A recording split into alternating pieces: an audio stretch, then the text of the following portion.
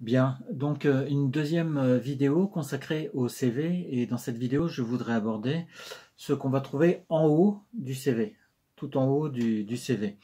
En fait, ce que je voudrais évoquer, c'est ce qu'il y a avant l'évocation des différentes expériences professionnelles. D'accord? Donc, ce qu'on va trouver en haut d'un CV, c'est quoi? C'est la chose suivante globalement. En fait, on va trouver, donc c'est en 1, on va trouver tout ce qui concerne votre identité. Alors, ça veut dire quoi? Ça veut dire donc en 1, tout ce qui concerne votre identité, ça va être votre prénom, votre nom, votre adresse, votre numéro de téléphone, votre adresse email, votre âge. Donc, mettez plutôt votre âge plutôt que la date de naissance. Pourquoi? Parce que ça permet comme ça aux recruteurs tout de suite de savoir quel âge vous avez sans avoir à faire de calcul. Donc l'âge, et puis sixième point, donc la situation de famille.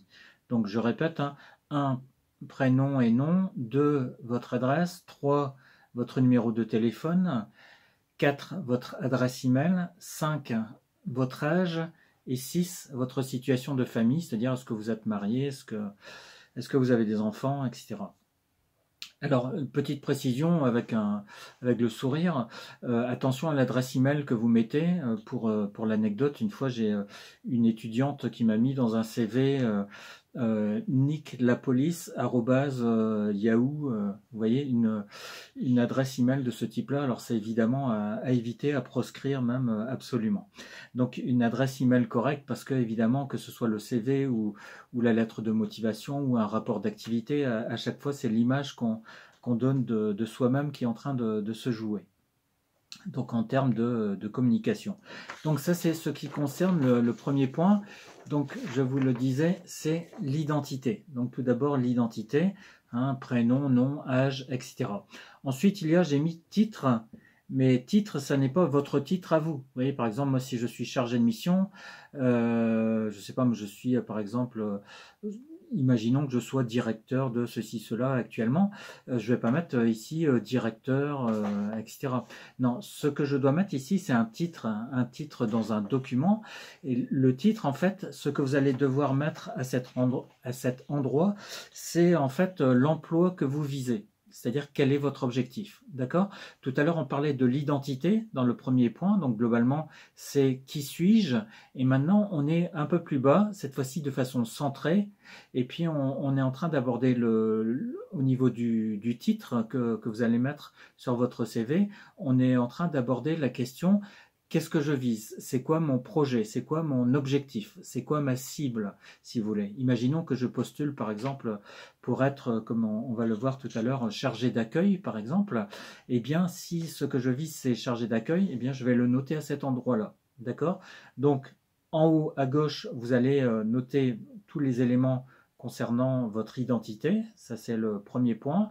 Et deuxième point, donc là, on est au niveau du titre qu'il y a sur votre CV. Alors, n'allez surtout pas mettre CV, parce qu'on sait que c'est un CV. Hein. C'est un peu comme si je notais sur un bout de papier, voilà, ceci est une vidéo. Bon, c'est pas tellement utile de l'indiquer, vous voyez. Donc, ne notez surtout pas CV. Ça m'est arrivé de faire un retour comme ça avec des conseils concernant certains CV. Certains me mettaient en haut CV. Mais je sais que c'est un CV, vous voyez, donc c'est pas la peine de le mettre.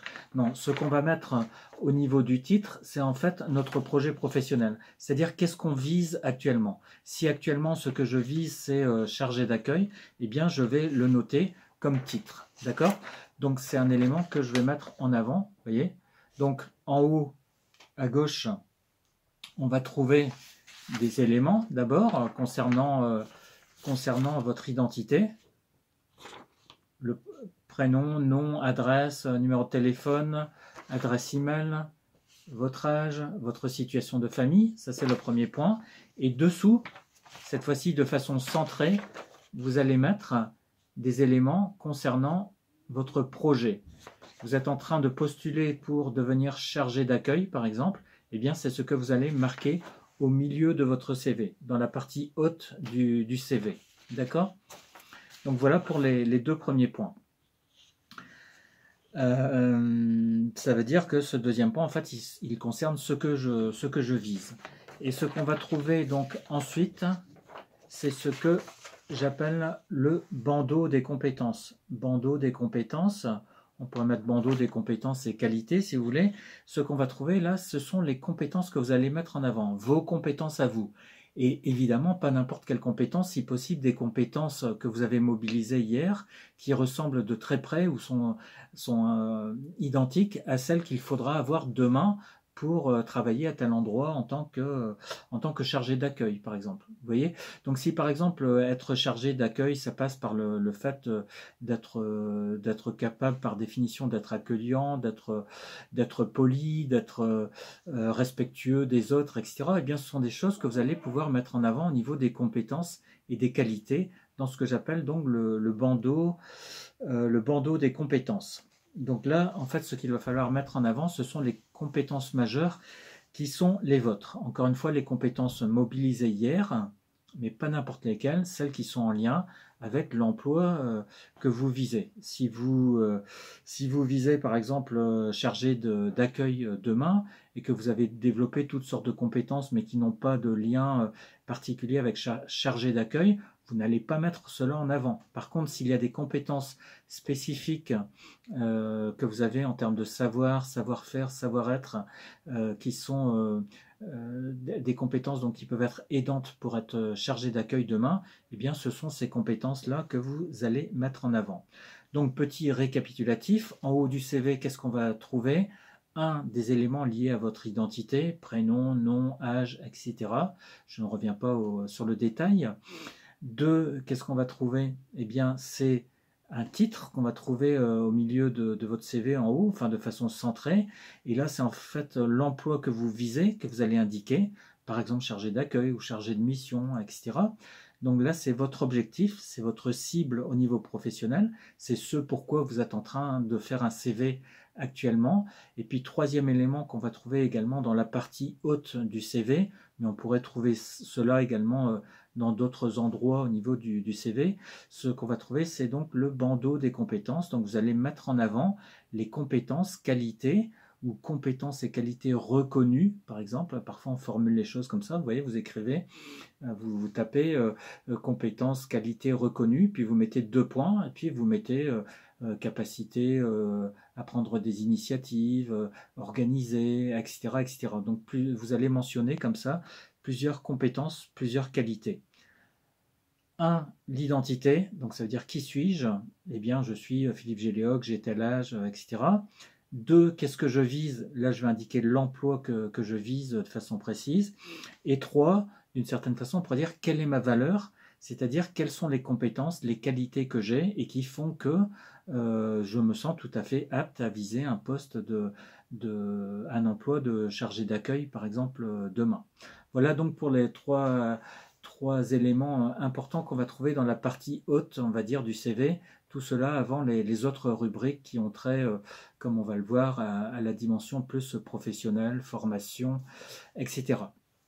Donc, je vous souhaite bon courage pour commencer à rédiger ce CV. Évidemment, ça va de soi, on n'est pas complètement stupide. On sait très bien, vous et moi, que sur Internet, il y a la possibilité de faire des CV de façon gratuite. Il suffit de commencer à taper simplement sur Google exemple 2. Tout de suite, ça va vous indiquer exemple de CV. Vous voyez, donc des CV, il y en a plein, il y en a des dizaines, des centaines, des milliers qu'on peut trouver sur Internet, mais prenez quand même en compte les éléments que je viens d'évoquer, vous voyez, dans cette partie du CV, parce que ce qui compte, c'est aussi le sens qu'on donne à tout ça, et puis surtout l'idée de bien vérifier si tous les éléments importants qui sont attendus par un recruteur sont bien présents sur votre CV. Alors, je ne doute pas que dans la plupart des CV qu'on trouve sur Internet, il n'y a pas de souci, il y a tous ces éléments qu'on va trouver, mais quand même vérifier si vous avez bien tous ces éléments-là, et puis en vérifiant tout ça,